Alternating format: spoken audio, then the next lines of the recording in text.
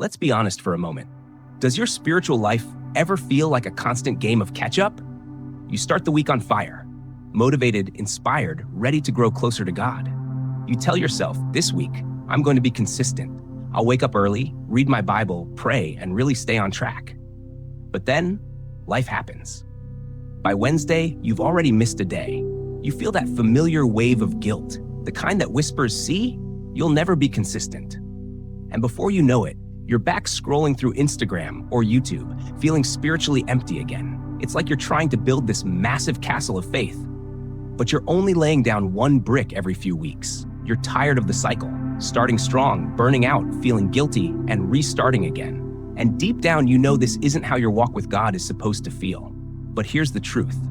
It's not a lack of faith. It's not a lack of love for God. It's simply a lack of a system.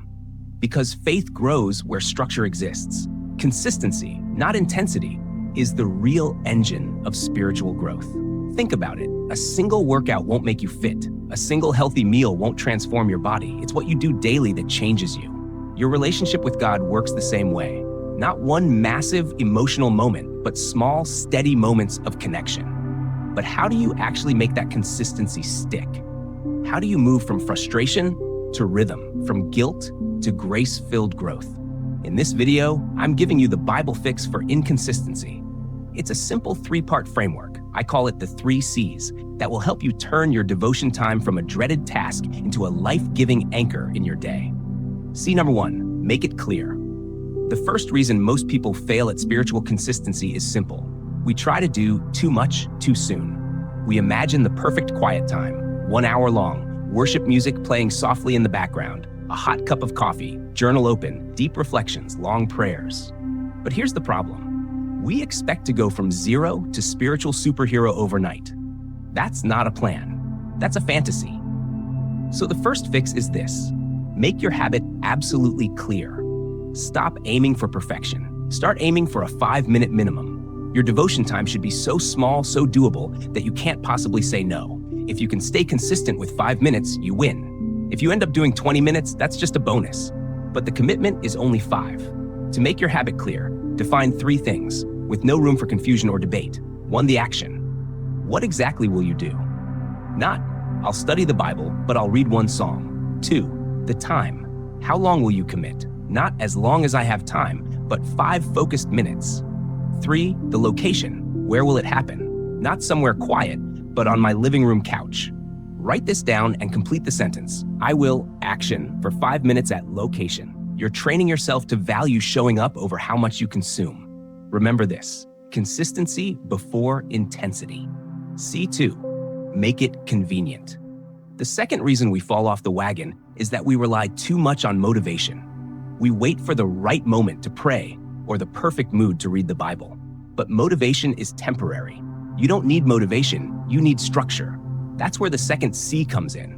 Make your habit convenient through habit stacking. Habit stacking simply means attaching your new habit, your devotion time, to something you already do every single day.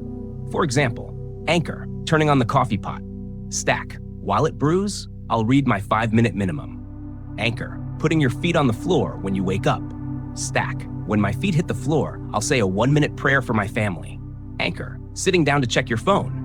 Stack, before I check my messages, I'll read 1 proverb. You don't need to find time. You already have it. You just need to attach the right action to it. And here's a bonus strategy, the friction fix.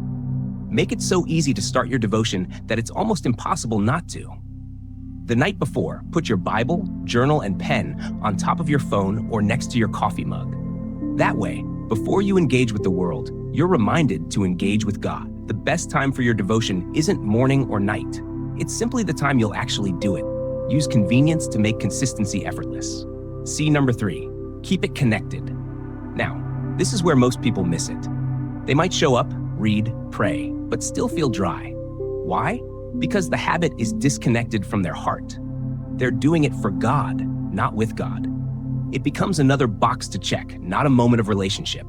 And without connection, even the best habit will fade. So the third fix is this. Keep your habit connected to your life and to the Holy Spirit. Before you start your 5 minutes, pause and pray a simple prayer. Holy Spirit, speak to me through this. Help me find one thing. Then, as you read your chapter, verse, or psalm, ask yourself, what is one thing God wants me to do, change, or believe differently today? That's your connection question. You're not just reading the Bible, you're letting the Bible read you. How you deal with failure.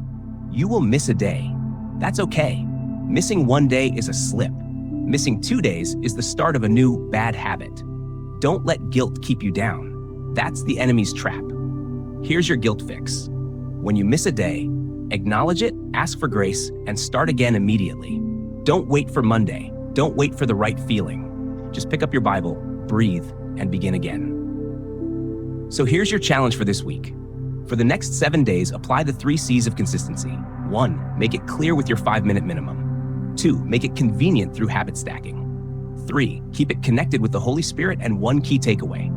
Do it for 7 days. No excuses, no guilt, just grace and growth. Now tell me in the comments, what is one daily habit you're going to stack your 5-minute devotion with? Let's build a community of consistency together. And if this helped you, hit like, subscribe, and share this with someone who's been struggling to stay consistent in their walk with God.